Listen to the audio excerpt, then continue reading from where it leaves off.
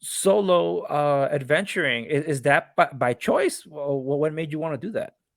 Um, yeah, it's by choice, and then also like people, my friends and stuff that I would ask to join me, like they're all always down to go and they want to go, but you make these plans and then they can't go for whatever reason.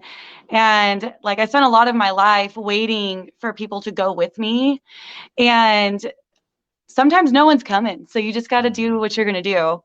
And I think a lot of people are afraid to go by themselves because they're afraid like of being alone, or they're scared or whatever. And for me, I'm like, well, I'm not scared and I'm gonna go because like I have enough confidence in my skill set and my abilities to where, I know enough where I think I'd be okay to go. And then also too, I have like a very strong belief in God. And I also, my dad, he passed away a few years back, and I'm 100% convinced he watches over me. And like, so I always know that I'm good. So I don't worry about anywhere that I go. I know that like I have both them with me. And so I'm just, I want to go see these things. I'm not getting any younger.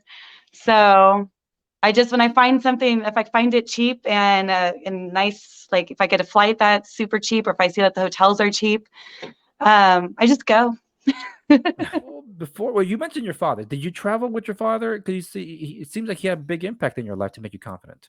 Um, oh yeah. Well, so my dad and I, we never really traveled much. He was sick a lot.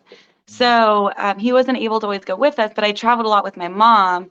But when I was younger, before my dad got super sick, he had taken a couple road trips.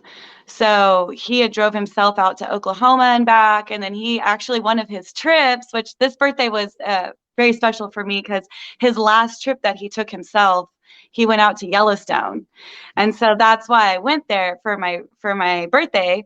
I was like, well, dad made this trek, he drove out there and he went to Yellowstone. So like, I'm going to do it too. And he was out for like 2 weeks. So that's about how Oh. long I was out. I, I, I stayed a week in Yellowstone, and then I went to the Grand Tetons for a couple of days. My car, I was getting off. I decided I want to go to the Old Faithful Village, to the gift shop there, because I hadn't been in the gift shop. And so I kind of Mm. just wanted to go there because I'd been to the actual Old Faithful a couple of different times, but not to the shop. And I was like, oh, I should go grab something from there.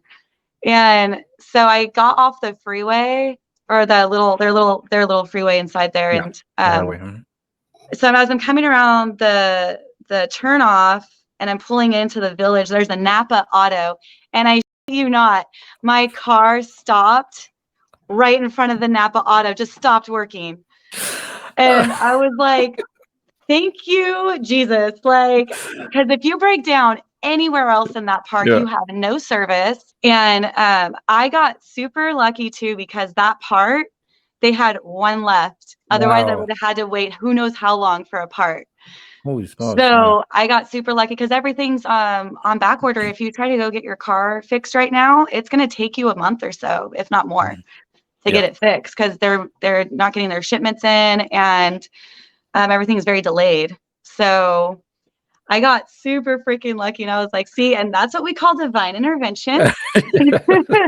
Like my dad was like, shoot, we got to get her to Napa. And so they freaking pushed my car along far enough to get him there.